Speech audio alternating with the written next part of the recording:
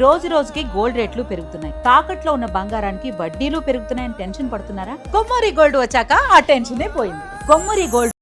బంగ్లాదేశ్ లో ఒక హిందూ కుటుంబం దారుణ హత్యకు గురైంది. ఇది ఇప్పుడు భారతదేశ వ్యాప్తం కూడా వైరల్ అవుతుంది. అసలు ఎవరు ఈ హత్య చేసింది, ఈ హత్యకు గురైన ఈ కుటుంబం ఎవరు, అసలు దీనికి గల కారణాలు ఏంటి అనేది ఒకసారి ఈ ఇష్యూ గురించి డిస్కస్ చేద్దాం. ప్రజెంట్ మనతో పాటు జగదేవ్ గారు సీనియర్ జర్నలిస్ట్ ఉన్నారు, వారిని అడిగి తెలుసుకునే ప్రయత్నం చేద్దాం. నమస్కారం సార్. నమస్కారం సార్, మరొక హిందూ కుటుంబం అయితే బంగ్లాదేశ్ లో అత్యంత దారుణంగా హత్యకు గురైంది. సో మరి అంటే ఇటువంటివి బంగ్లాదేశ్ లో చూస్తూ ఉంటాం. ఇప్పుడు ఈ కుటుంబం విషయంలో ఏం జరిగింది, ఎవరు హత్య చేశారు, దీనికి గల ప్రధాన కారణాలు ఏంటి, పట్టుకున్నారా లేదా ఇప్పటికైనా వాళ్ళు? యాక్చువల్గా బంగ్లాదేశ్లో హిందూ కుటుంబ హత్య ఇవన్నీ కూడా ఒక 6 నెలల కిందట బంగ్లాదేశ్లో జరిగిన దారుణాలు ఇవన్నీ చూస్తే ఇది పెద్ద ఆశ్చర్యకరమైన విషయం కాదు. కానీ పోలీసుల ఇన్వెస్టిగేషన్లో వెలుగులోకి వచ్చిన అంశాలు చూస్తే పట్టుమని 20 ఏళ్ళు కూడా లేని ఒక ఇద్దరు యువకులు, మేబీ వాళ్ళు 18 ఏళ్ళు దాటేయో లేదో కూడా నాకు తెలియదు, బట్ వార్తల్లో మాత్రం నేషనల్ ఛానల్ అంతా కూడా 20 ఏళ్ళు లోపు వాళ్ళు అన్నట్టుగా చెప్తున్నాయి. అయితే ఆ 20 ఏళ్ళ లోపు వాళ్ళు ఈ చనిపోయిన చక్రవర్తి ఇంటి ముందు గంజాయి స్వీకరిస్తున్నారట. నేను 2-3 సార్లు గమనించాడు, కానీ లైట్ తీసుకున్నాడు. చక్కగా మనకెందుకులే ఎవరో అంటూ. కానీ ప్రతిసారి ఇంటి ముందుకు వచ్చి లేకపోతే ఇంటి చాటుగా వీళ్ళు ఇంటి పట్టణ పక్కనే వచ్చి చేయడము, దాన్ని నేను ఖండించాడు. ఖండిస్తే ఆ గంజాయి తీసుకునే మత్తులో ఏం చేస్తారో కూడా తెలియదు. ఈ మధ్యకాలంలో యుఫోరియా అని ఒక సినిమా వచ్చింది మీకు తెలుగులో, గుణశేఖర్ గారు డైరెక్షన్. అంటే ఎంత దారుణమైన పరిస్థితి అంటే గంజాయి ఆఖరికి తల్లి చెల్లి కూడా విచక్షణ కూడా కోల్పోతారు. ఆ సినిమాలో అదే చూపిస్తాడు లాస్ట్లో. అంటే గంజాయి ఎక్కువైపోయేసరికి ఆఖరికి తల్లి మీదకి వెళ్తాడు వాడు. అంటే అలాంటి మైండ్ స్టేట్స్లోకి వెళ్ళిపోతారు వాళ్ళు. వెళ్ళిపోయినప్పుడు ఇంకేముంటుంది, నాకన్నా మిత్రులు నేను అంటే 2-3 కేసుల్లో చూశాను. ఒకడైతే ఇట్లా గంజాయి తాగి పడిపోయి వాడికి అరే ఏమైంది పడిపోయిన వాటర్ కొట్టి లేపితే అది కంటిన్యూస్గా నవ్వుతున్నాడు పిచ్చోడ్లాగా. అంటే అదొక రకమైన స్టేజ్ అంట. ఇక్కడ గంజాయిలో ఏం చేస్తారో తెలియదు. ఆ రకమైన మత్తు, ఆ మత్తుకు బానిస అయిపోతే ఇలాంటి విపరీత చర్యలు జరుగుతాయి. ఈవెన్ ఆంధ్రప్రదేశ్లో కూడా చాప కింద నీరులాగా గంజాయి విస్తరించి ఉంది అనేది కొంతమంది ఇంటెలిజెన్స్ సంబంధించిన రిపోర్ట్. ఇది ఎప్పుడు జరిగిందట? గత ప్రభుత్వ హయాంలోనే జరిగింది. పైపెచ్చు భారతదేశం సెంట్రల్ గవర్నమెంట్కి ఎక్కడో వేరే నార్వేనో ఏదో కంట్రీ, నాకు సరిగ్గా గుర్తులేదు, ఆ ఇంటెలిజెన్స్ పోలీసు ఇక్కడ సెంట్రల్ వాళ్ళకి ఫోన్ చేస్తే అయ్యా షిప్ ద్వారా విశాఖ తీరంకి రాబోతుంది అని ఎవరు చేస్తే అప్పుడు సెంట్రల్ గవర్నమెంట్ ఆ టీము ఐబీ వాళ్ళు వీళ్ళందరూ దిగితే అది కొంత పట్టుకోగలిగారు. కొంత ఇప్పుడు ఎక్కడికి లోపలికి వచ్చేసిందో ఎంత స్ప్రెడ్ అయిందో తెలియదు. జనరల్గా భారతీయుల యొక్క నేపథ్యం ఎలా ఉంటుందంటే మలేషియాలో కొన్ని ప్రాంతాల్లో భారతీయులు అంటే నమ్మొద్దు అని బోర్డు కూడా ఉంటాయంట. అంటే నాకు ఒక మిత్రుడు చెప్తే తెలుసు. ఎందుకంటే ప్రపంచంలోని ఏ ఒక్క దేశాన్ని బ్రిటిష్ వాళ్ళు పట్టుమని 50 ఏళ్ళకి మించి రూల్ చేయలేకపోయారు. ఒక్క భారతదేశాన్ని మాత్రం 200 ఏళ్ళు పరిపాలించారు. ఎందుకు చెప్పండి? మనలో వెధవలే, మనలో ఉండే తొత్తులే. ఇప్పుడు ఏ హిస్టరీ తీసుకోండి, హనుమంతు గారి చరిత్ర తీసుకోండి, తర్వాత సైరా వీర నరసింహారెడ్డి ఆ స్టోరీ తీసుకోండి, ఏది తీసుకున్నా మనలో మన చావా అనే ఎగ్జాంపుల్ తీసుకోండి. వాళ్ళు బామర్దులే కదా వెన్నుపోటు పొడిచింది, మనలో ఉండే భారతీయులే కదా వాడి కొమ్ము కాసింది. లేదా పురుషోత్తముడు లాంటి వాడు అలెగ్జాండర్ దగ్గర ఎందుకు ఓడిపోతాడండి? పురుషోత్తముడు చాలా పవర్ఫుల్ రాజు. సో ఇట్లాంటివన్నిటికీ కారణం వీళ్ళకి ఒక సెకండరీ థాట్ ఒకటి ఉంటుంది, డబ్బు కోసమో లేకపోతే కొన్ని విలువలు వదిలేసుకునే మనుషులు అనే ఫీలింగ్లో ఉంటారు అక్కడ. మేబీ అది కొన్ని ఇలాంటి చరిత్రను చూస్తే నిజమేనేమో అనిపిస్తుంది. అలాగే ఇలాంటి నేపథ్యం ఉన్న వల్ల మనకి బాగా మనలో వాళ్ళే డ్రగ్స్ పంపించడం, ఎడిక్ట్ చేయడం. చూడండి హైదరాబాద్లో ఎక్కడికక్కడ నైజీరియా వాళ్ళు కనిపిస్తూ ఉంటారు. అటువైపు టోలీ చౌకీ ఆ ప్రాంతానికి కూడా వెళ్తే వాళ్ళందరూ ఎలా వస్తున్నారండి?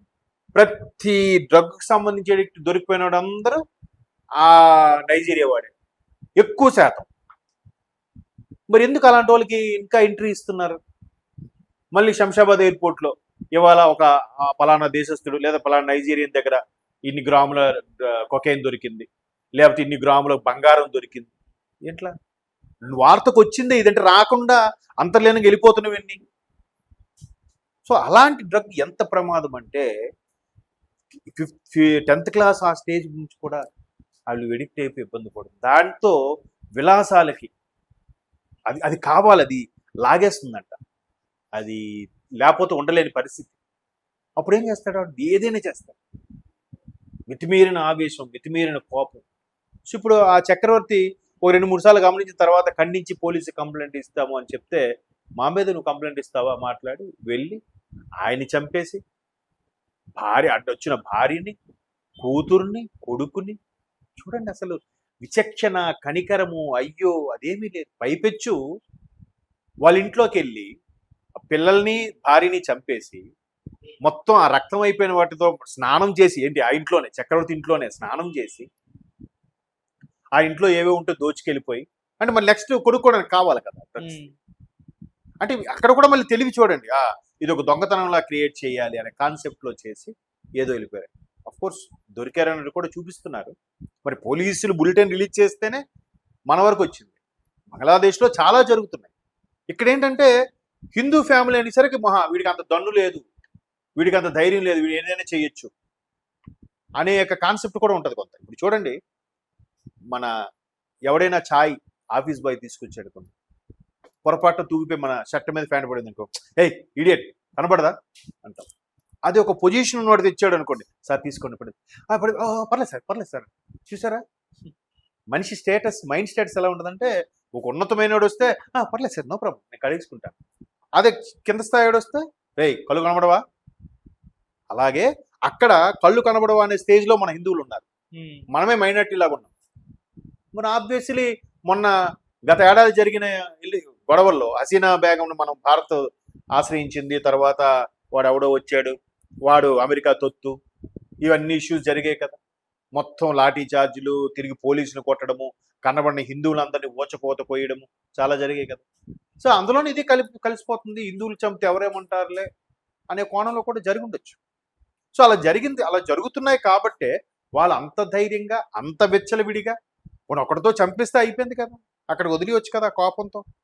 నెక్స్ట్ ఫ్యామిలీని కూడా ఊచకోత కోసేసి వాళ్ళు అన్నీ దోచుకొని వెళ్ళిపోయారంటే ఏముంది, 2 రోజులు చూస్తారు, 3వ రోజు బెయిల్ మీద వచ్చేస్తారు, కేసు మాఫీ అయిపోద్దులే అనే ఫీలింగ్లోకి వెళ్ళిపోతున్నారు. మరి అక్కడ చట్టాలు, అక్కడ కోర్టులు ఎలా ఉన్నాయో మనకు తెలియదు. ఫ్యామిలీయే పోతే వాళ్ళ తరపున ఫైట్ చేసే వాళ్ళు ఎవరు ఉంటారు? ఇంకా అదొక ధైర్యం కదా. ఎవడో ఒక సామాజికవేత్త లేదా సామాజిక కార్యకర్త వచ్చి, బాబు ఫలానా కుటుంబం ఇలా జరిగింది, దీని మీద ఎంతవరకు తేల్చిందని వేయాలి. బహుశా రైట్ టు యాక్ట్ లాంటి చట్టాలు అందరూ ఉన్నాయో లేవో మనకు తెలియదు. సో అలా అని భారతదేశం వాళ్ళ విషయాల్లో జోక్యం చేసుకోలేదు. ఇప్పుడు ఇదే కాంగ్రెస్ వాళ్ళు, ఇదే ఇండియా కూటమి వాళ్ళు ఇరాన్లో జరిగిన దానికి భారతదేశం ఎందుకు మౌనం వహిస్తుందని అంటున్నారే, మరి పక్కనే జరిగిన బంగ్లాదేశ్లో జరిగిన దాడులకి ఈ ఇండియా కూటమి ఎందుకు భారతదేశం మౌనం వహిస్తుంది? మన పొరుగు దేశమే కదా, మన పొరుగోడికి కష్టం వస్తే మనకు కష్టం వచ్చినట్టు కాదా అని అడగరే ఒక్కడు కూడా. అక్కడే పార్షియాలిటీ కనబడుతుంది కదా. ఎక్కడో ఇరాన్కి మాత్రం అడిగేయాలంట, మనం ఇన్వాల్వ్ అయిపోవాలంట, మధ్యవర్తిత్వం చేయాలంట. మరి పక్కనే ఉన్న బంగ్లాదేశ్కి మాత్రం మధ్యవర్తిత్వం చేయొద్దా? అంటే అది తూర్పు పాకిస్తాన్ అని చేయొద్దా? మీ చుట్టాలా, మీ బంధువులా? మేము వాళ్ళకి ఏమైనా చర్యలు తీసుకొని మీకు బాధ అనిపిస్తుందా, కోపం వస్తుందా? అంటే ఎలాగా రాజకీయాలు ఎలా మారుతున్నాయి. సో దానివల్ల భారతదేశం అందుకే చాలా న్యూట్రల్ ఎలా వ్యవహరిస్తుంది. ఇక్కడ మన అంతర్గతంగా కుమ్ములాట్లు జరగకూడదని. మరోవైపు ఇట్లాంటి బంగ్లాదేశ్ వాళ్ళు చాలామంది మైనారిటీస్ ఎక్కడెక్కడో భారతదేశంలో ఆల్రెడీ ఎంటర్ అయిపోయి ఉన్నారు, తలదాచుకుని ఉన్నారు. మొన్న ఎవడో కర్ణాటక కేరళ బార్డర్లో ఒక ఆయన ఇలాగే చెప్పడానికి ప్రయత్నిస్తే ఆయన చంపేశారు. తర్వాత వెలుగులోకి వచ్చింది ఇప్పుడు 2 నెలల తర్వాత, ఓకే బంగ్లాదేశ్ వాళ్ళు ఇక్కడికి వచ్చి ఉన్నారని గుర్తించి చెప్పే ప్రయత్నం చేసి వీడిని చంపేశారు. చూసారా? ఇలాంటి విన్నాక చాలామంది మనకెందుకులే అంటే నెక్స్ట్ నీ పిల్లల భవిష్యత్తు చాలా ప్రమాదం, తెలియజెప్పాలి. లేదా సీక్రెట్గా ఏదో వాళ్ళు పబ్లిక్ ఫోన్ నెంబర్లు ఇస్తున్నారు, మేము ఎవరికి మీ విషయాలు చెప్పమని, అలాంటి వాటికి ఫోన్ చేసి చెప్పడము, వాట్సాప్ చేయడము చేయండి, లేదా సోషల్ మీడియాలో పెట్టేయండి, అది బెటర్. సో చాలా అప్రమత్తంగా ఉండాలి. అక్కడ జరిగిందని మన పక్కింట్లో జరిగితే మన ఇంటికి కూడా రాదని గ్యారంటీ ఏంటి? So be careful. Thank you so much.